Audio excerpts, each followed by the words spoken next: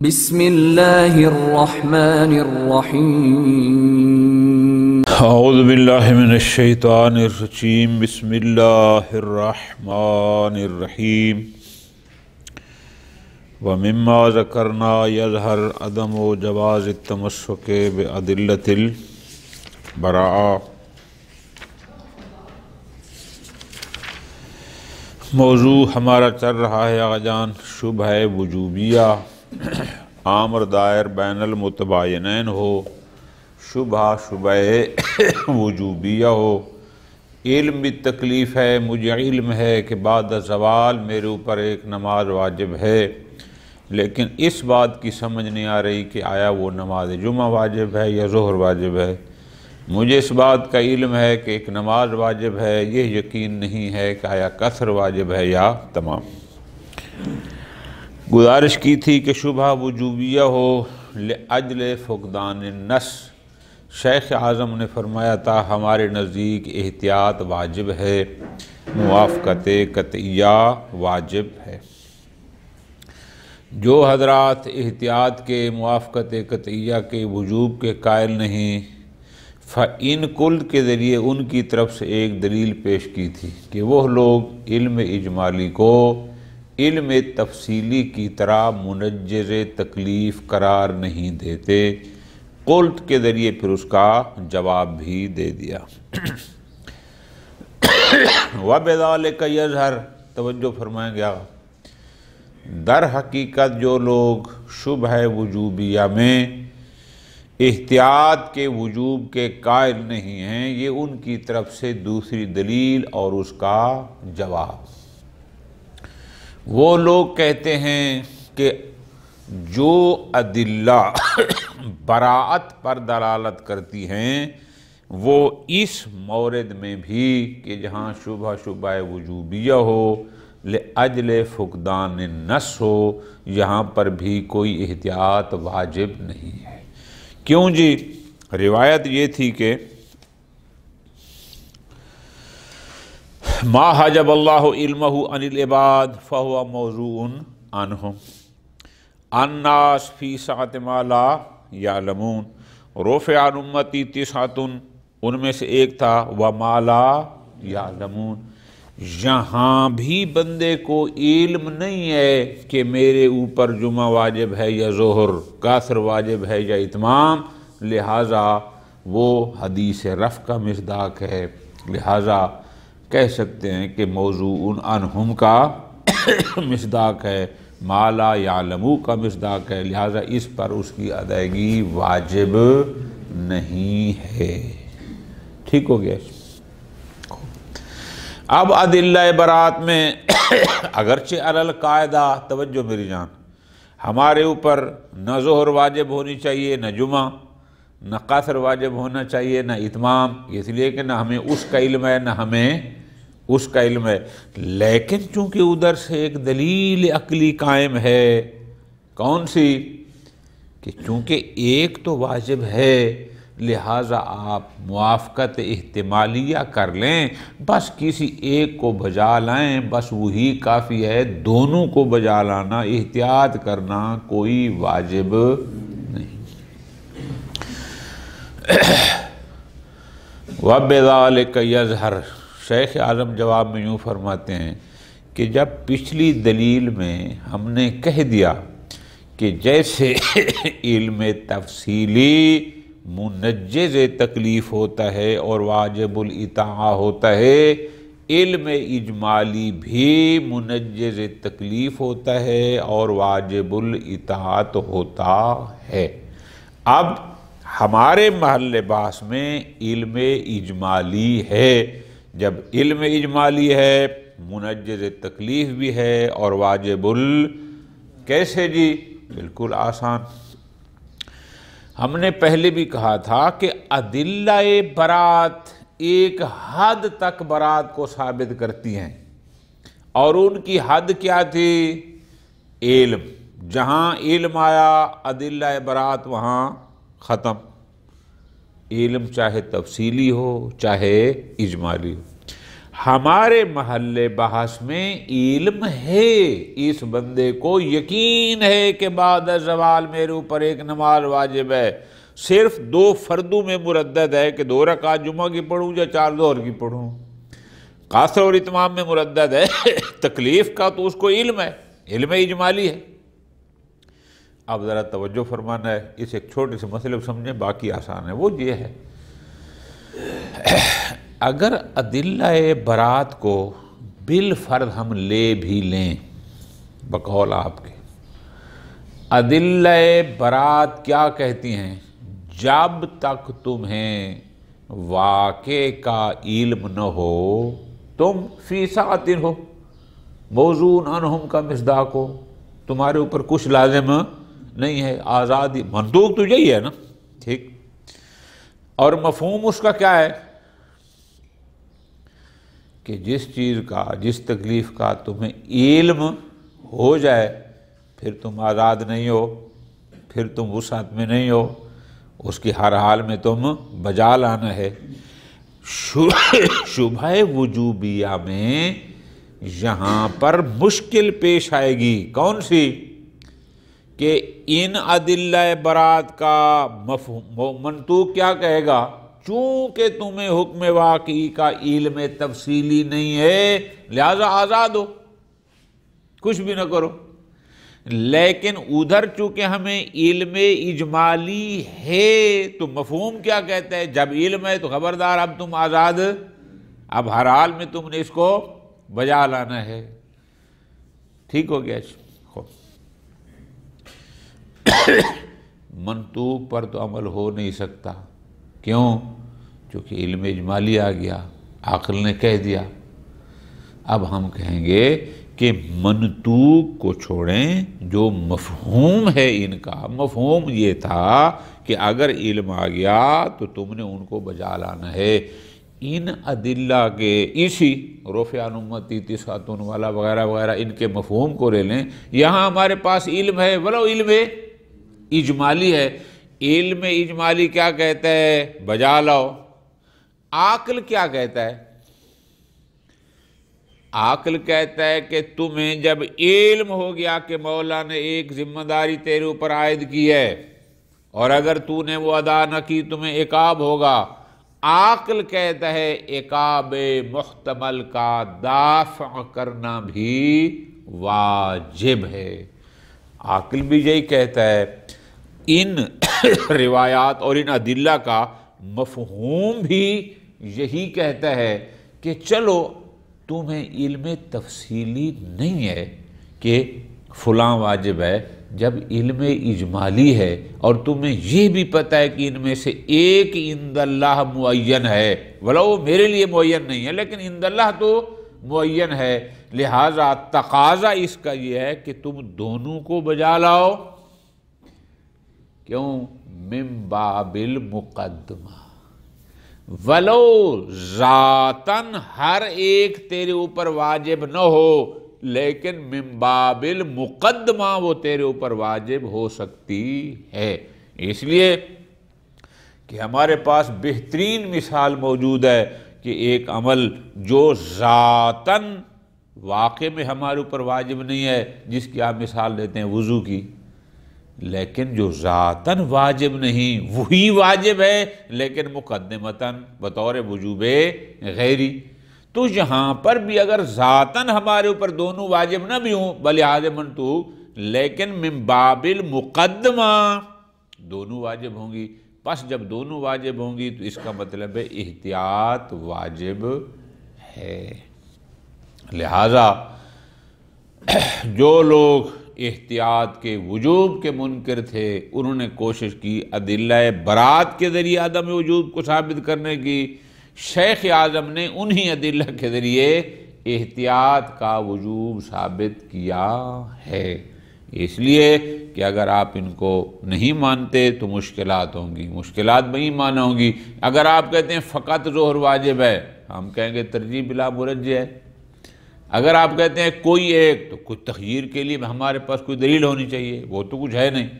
اگر آپ کہتے ہیں دونوں کو چھوڑ دو، یہ قاعدہ عقلیہ کے خلاف ہے۔ عقل کہا کہ تمہیں جب علم آ گیا تو تمہارے اوپر اس کی اطاعت کرنا واجب ہے۔ عقل نے کہہ دیا کہ مخالفت قطعیہ جائز، کوئی آپشن آپ کے پاس نہیں سوائے اس کے کہ آپ احتیاط کا نظریہ پیش کریں اور اس کے وجوب کے قائل ہو جائیں۔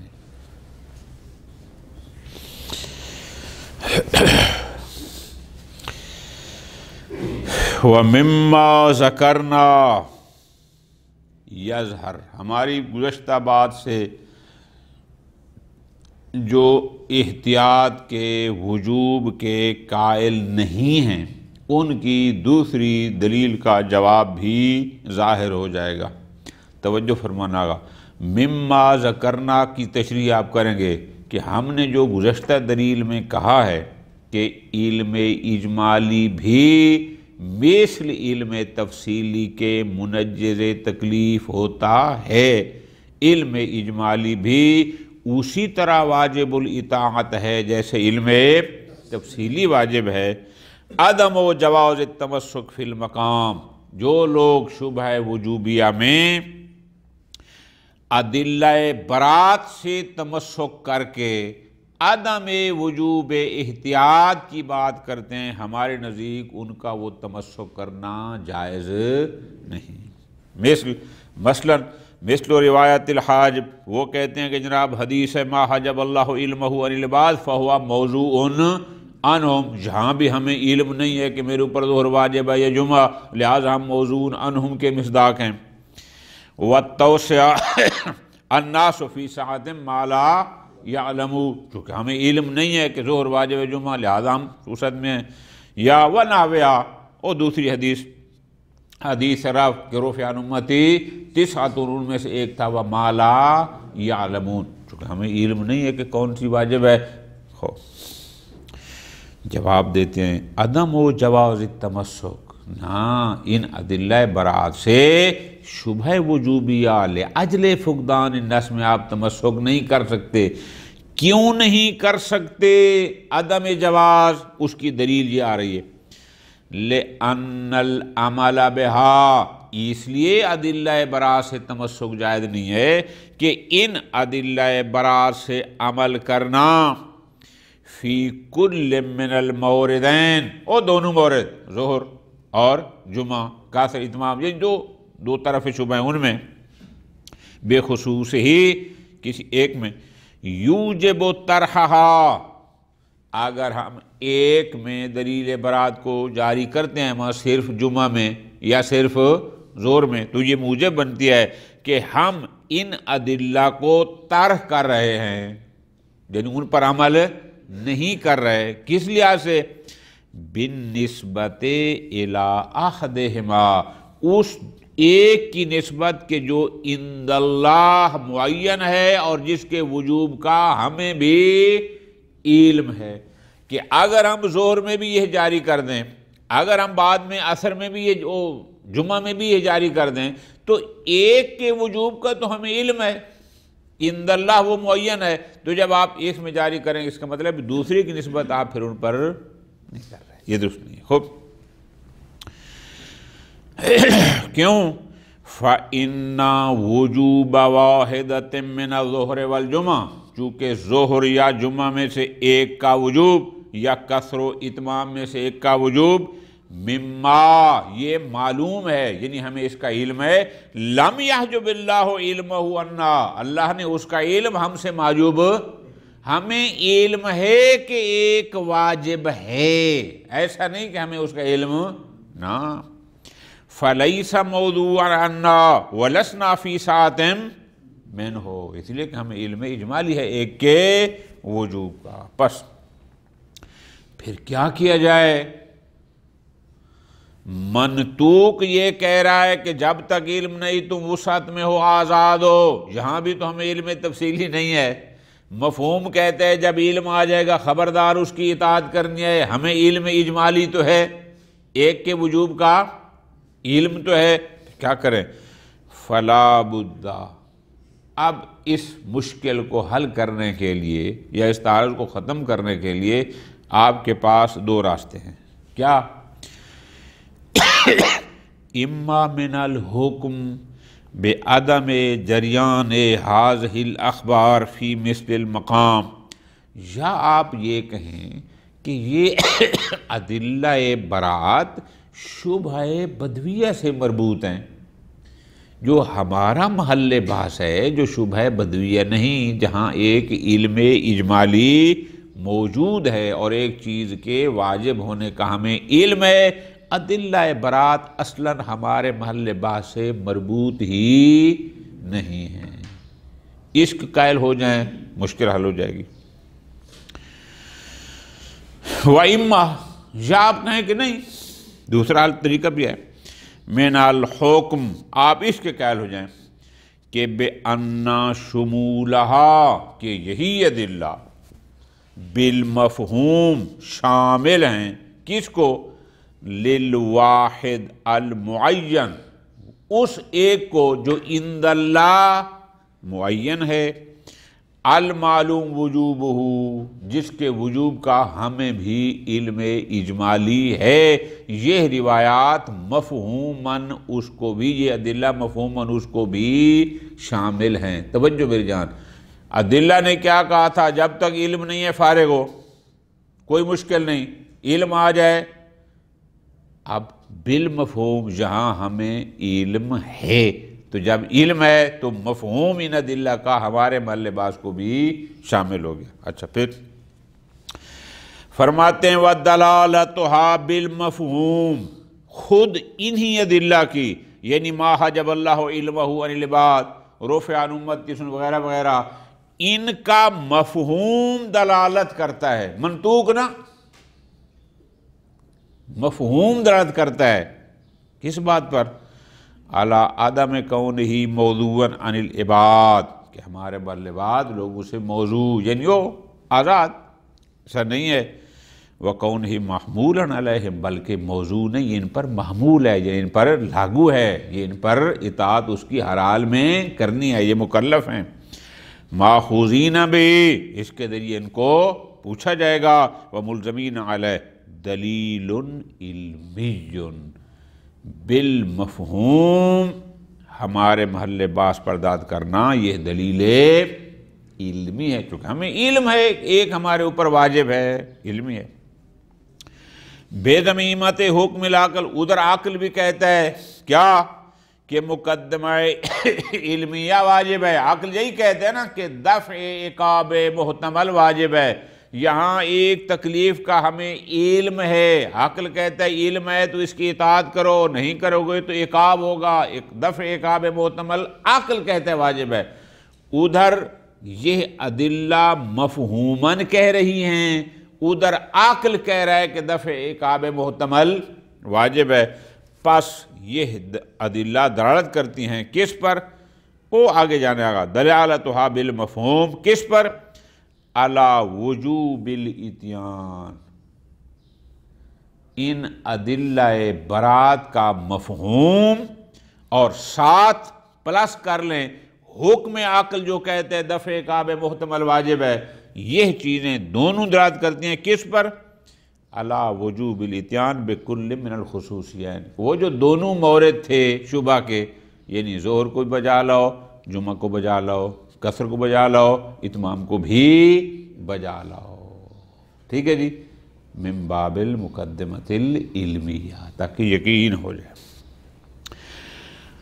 پس فالعلم بوجوب کل منہما لنفسہ، درست ہے کہ ہمیں فقط ظہر کے وجوب کا علم نہیں ہے، فقط جمعہ کے وجوب کا علم نہیں، یا فقط قاصر کا، یا فقط امام، درست ہے کہ ہمیں اس کا علم ان کان محجوبا عنا، اگرچہ ہم سے محجوب ہے یا ہمیں اس کا علم نہیں ہے، لیکن ان العلم بوجوبہ من باب المقدمہ، لیکن اسی ظہر و جمعہ، اسی قصر و اتمام کے وجوب کا علم من باب المقدمہ لیس محجوب عنا، وہ ہم سے محجوب نہیں ہے، وہ ہمارے لیے واضح ہے کہ ایک ہمارے اوپر واجب ہے۔